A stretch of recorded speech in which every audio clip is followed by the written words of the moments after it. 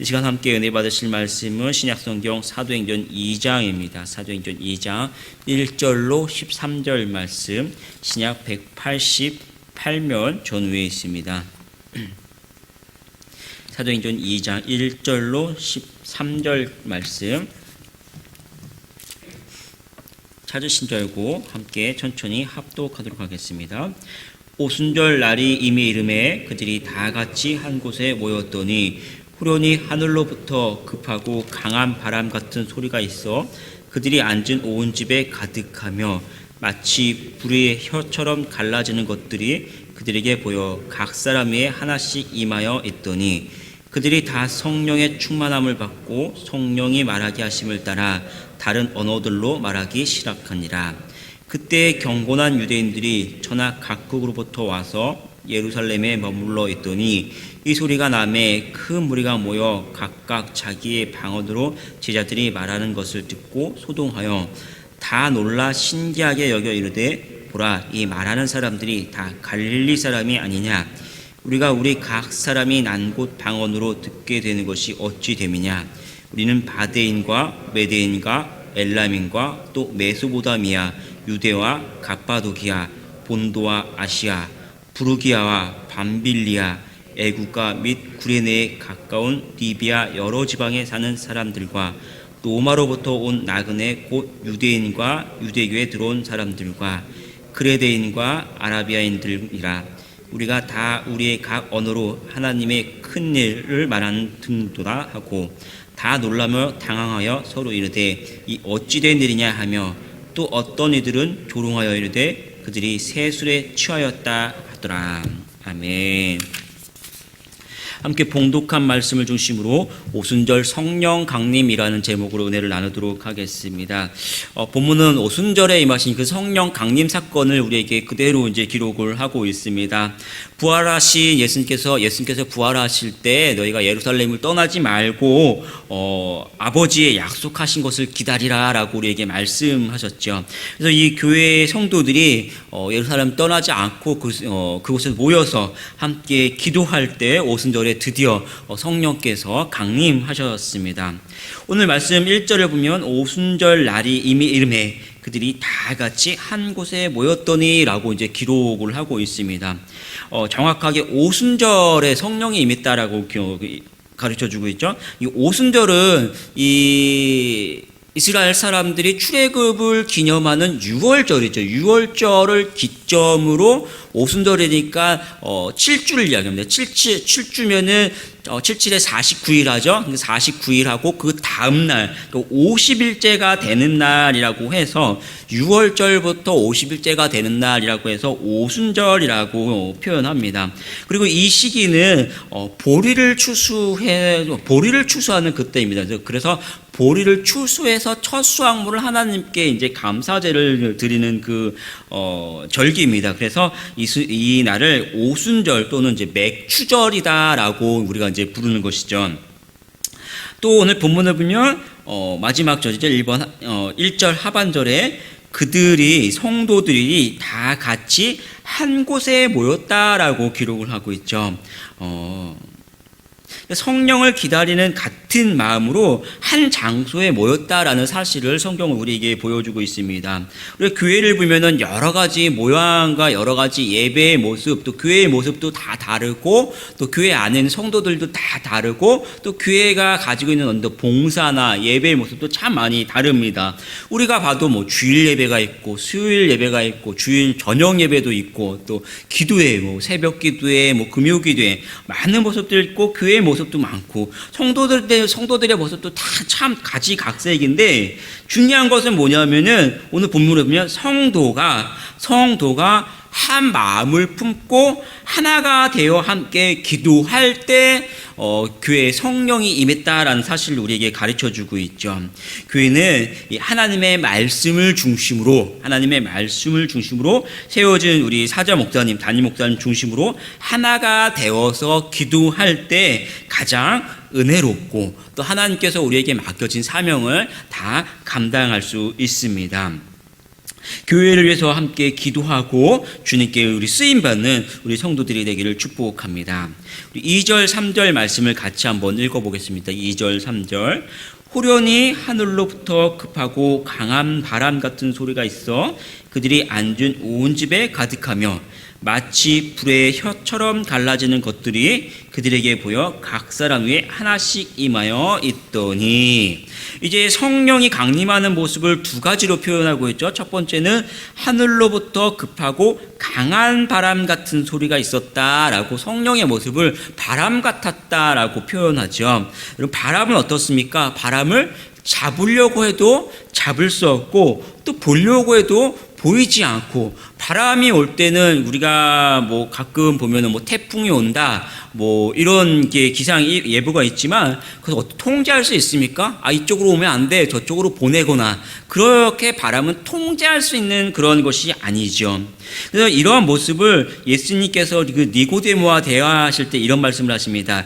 바람이 임의로 불매 내가 그 소리는 들어도 어디로 와서 어디로 가는지 알지 못하나니, 성령으로 난 사람도 다 그러하다라고. 그러니까 이 바람의 특징 중 하나는 바람을 통제할 수 없다라는 것이죠.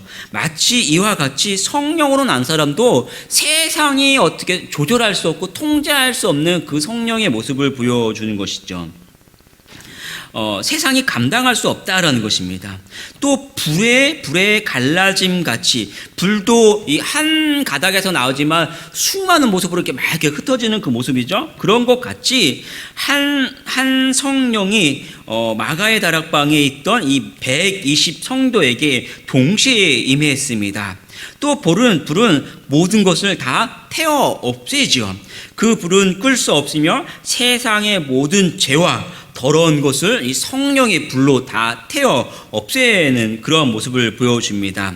오늘 우리가 성령에 충만할 때 세상에 물들고 또 세상 따라가고 세상에 동화되어지고 이 성령의 뜨거움이 꺼지는 것이 아니라 오히려 세상의 죄악을 우리가 이기고 그들을 복음으로 변화시키는 놀라운 역사가 여러분에게 있기를 축복합니다. 4절 말씀 같이 한번 읽어보겠습니다. 4절. 그들이 다 성령의 충만함을 받고 성령이 말하게 하심을 따라 다른 언어들로 말하기를 시작하니라. 이 성령에 임한 사람들의 그 특징을 오늘 말씀해주고 있죠.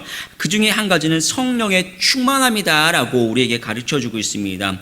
성령의 충만함은요, 인격도 감정도 모두 성령으로 가득 차고 성령의 지배를 받는 그 사람을 말합니다. 그것을 성령의 충만함이다라고 이야기하고 있죠. 성령으로 충만한 사람은 염려나 걱정이나 또 인간적인 어떤 미움이나 시기나 질투, 뭐 의심, 두려움, 이런 것이 우리 안에 틈이 있을 틈이 없습니다.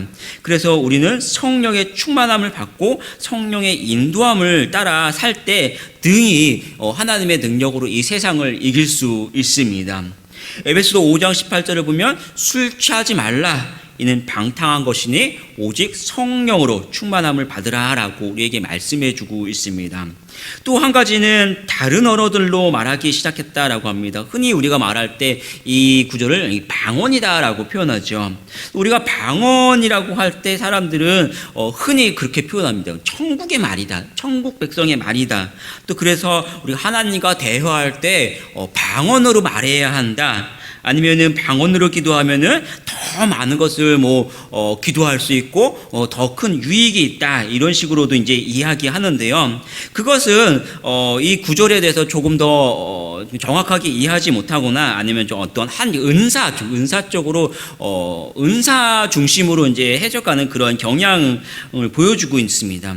이 당시 예루살렘 사람들은요, 원래 그 예루살렘 안에 살고 있던 사람들도 있지만 우리가 이제 흔히 디아스포라다라고 이제 표현하는 그 사람들이 있죠.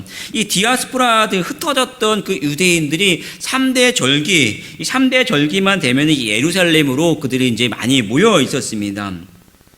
근데 이 사람들은 각기 자기의 어떤 이 로마 전역으로 흩어졌지만 그곳에 그 흩어져 있는 곳의 말은 할 수 있지만 이미 시간이 너무 오래 지나서 이 뭐 흩어져 있는 그곳에 말은 하지만 이 유대, 이 히브리어는 못하는 사람들이 대부분이었습니다.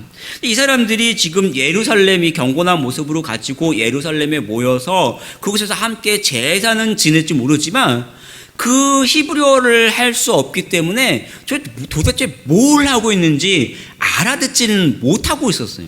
그래서 함께 모여서 있으면서도 뭘 하고 있는지 모르고 이 복음의 소식을 또 들어도 전혀 이해할 수 없는 그런 상황이었던 것이죠. 그런데 이 당시에 이 오늘 말씀에 보면 우리가 9절로 11절까지 많은 이 나라들의 언어들을 계속 나라들 자체를 이야기하죠. 그러니까 이 방언이라는 것은 어떤 은사적으로 표현하는 것이 아니라 정확하게 성경에서 보면 외국어들, 이 당시에 온 세계의 나라 말이 지금 하나님께서 들려지게 하셨던 것이죠. 외국어, 그 사람들이 흩어졌던 디아스포라들의 그들의 언어로 이 말이 좀 소통하기 시작됐습니다. 그래서 이 외국 사람들이, 이 디아스포라 사람들이 유대에 와서 지금 이 제사, 하나님께 드려지는 제사의 모습을 보고 있고, 이 지금까지 있었던 이 유대 지역의 여러 가지 소식들을 듣고 있었지만 전혀 뭔지 모르는 그 상황 속에서 하나님께서 그들의 언어를 듣게 하심으로 인해서 제사를 드릴 때, 저 제사를 저렇게 드리고 지금 무슨 말을 하고 있구나. 지금 유대 지방의 언어를 듣고 있으면, 언어를 들음으로 인해서 이곳에서 복음의 이런 소식들이 있었구나라는 것들을 그들이 지금 듣게 되는 것이죠. 그들의 언어로, 정확하게 보면 그들의 언어로 부활하신 예수님의 소식과 설교의 말씀과 예배의 언어가 들리게 되는 거예요. 그래서 그토록 그들이 지금 눈으로 보면서도 이해하지 못했던 그 모습들, 그토록 사모하는 하나님의 말씀이 그들의 귓가에 들려지고, 이후에는 그들이 각기 자기 지역으로 흩어져서 자기 말로 그들에게 복음이 전해지기 시작했고, 전 세계에 교회가 세워지기 시작했습니다. 그러니까 방언은 사람들이 강조하는 어떤 신비한 모습이나 은사가 아니고 하나님의 복음을 들을 수 있는 하나님의 은혜의 방편이었습니다. 그리고 교회가 세워지는 하나님의 전적인 역사를 오늘 성경에서 보여주고 있습니다. 또 13절 말씀을 같이 한번 읽어보겠습니다. 13절.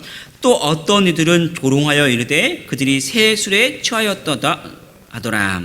이 새 술이라는 것은 정확하게 보면 이제 막 발효가 시작하는 그러한 술을 이야기합니다. 술은 이제 발효가 되어야 이 술의 그 맛을 낼 수 있죠. 근데 이 발효가 막 시작됐다는 것은 아무런 의미가 없습니다. 다시 말하면 그런 것이죠. 저 사람들 지금 뭐 하는 거야? 자기들의 종교를, 새로운 종교를 만들어서 지금 시작하고 있구나. 그렇게 이제 조롱하는 것입니다. 한 마음으로 기도했던 사람들은 하나님께서 복음의 그 소식을 듣게 하고 교회가 세워지는 그 놀라운 역사의 현장에서 그 모습을 목격하고 하나님께서 들어 쓰시고, 또 한편의 사람들은 그 현장에 같이 있으면서도 그러한 것들을 믿음 없이 하나님을 대적하는 그 모습을 우리가 동시에 볼 수 있는 것이죠. 부활하신 예수님을 향한 이 한 마음을 품고 믿음으로 하나님을 섬기며 하나님 하시는 그 놀라운 사역에 크게 쓰임받는 우리 성도들이 되기를 축복합니다. 기도하겠습니다. 아버지 하나님, 오늘도 하나님의 이 성령 강림의 이 모습을 보며 우리의 삶의 모습을 다시 한번 돌아봅니다. 은사가 어떤 신비의 모습이나 여러 가지 어떤 독특한 모습, 그런 것이 아니라 우리 안에 복음의 소식이 들려지고 우리가 행해지는 이 예배의 모습을 알게 하여 주시는 그 하나님의 놀라운 모습을 우리가 다시 한번 기억하게 하여 주시고, 하나님 오늘도 매일 드려지는 이 예배와 말씀 속에서 하나님의 그 오묘하신 소식을 우리가 깊이 알고 듣고 깨달아 정말 가슴속부터 큰 은혜를 간직하게 하여 주시고 세상 가운데 나가서도 하나님의 복음을 바로 전하며 세상 가운데 하나님 많은 사람들에게 예수 그리스도의 복음을 힘있게 전할 수 있는 우리 모든 성도들 될 수 있도록 주님 붙들어 주시고 축복하여 주시옵소서. 감사드리며 축복하며 주 예수 그리스도의 이름으로 기도합니다. 아멘.